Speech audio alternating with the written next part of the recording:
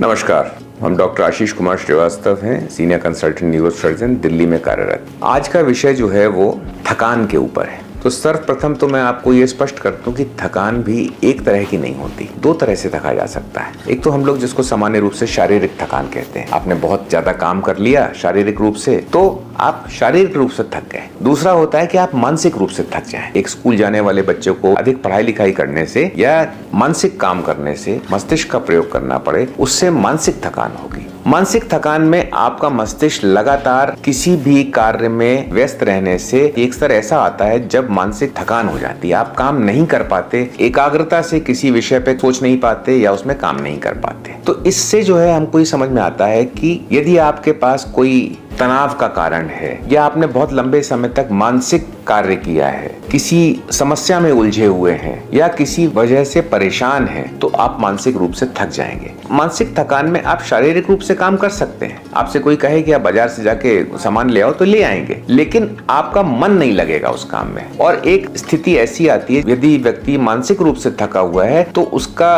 प्रभाव जो है शरीर पे भी पड़ता है और आप शरीर से भी काम नहीं करना चाहते हैं, आप अकेले में रहना चाहते हैं, आराम करना चाहते हैं। इसको मानसिक थकान की तरह लेते हैं। दूसरी ओर शारीरिक थकान हम सब लोग जानते हैं कि यदि हमने शरीर से ज्यादा काम करा है तो हमको थकान होगी, हमारी मांसपेशियां थक जाएंगी। वैसे विज्ञान के रूप से मांसपेशियों में जब लैक्टेट ज्यादा जमा हो जाता है तो मांसपेशियां थक जाती हैं अधिक प्रयोग करने से, और हमारे जोड़ों में दर्द होने लगेगा, हम कोई काम करने में शिथिलता का आभास करेंगे। तो ये अंतर है मानसिक थकान और शारीरिक थकान में। सामान्यतः दोनों थकान एक साथ होती हैं, एक दूसरे के ऊपर प्रभाव पड़ता है। मानसिक रूप से थके तो शरीर भी थकेगा और अगर शरीर से थके हुए तो मानसिक काम करना भी मुश्किल हो जाएगा। तो इन दोनों से निपटने के जो तरीके हैं वे भी विभिन्न हैं। मानसिक रूप से थके हुए व्यक्ति को, जैसा मैंने पहले भी कहा, उसका मन करेगा कि हम अकेले में शांत होके विश्राम करें, किसी ऐसे कार्य में न व्यस्त हों जिसमें हमें बहुत ज्यादा एकाग्रता या मस्तिष्क का प्रयोग करना पड़े, जैसे पढ़ाई लिखाई है। लेकिन यदि आप शारीरिक रूप से थके हुए हैं तो उस समय आपको अच्छे पौष्टिक भोजन की, विश्राम की, इन चीजों की आवश्यकता होगी। मूल रूप से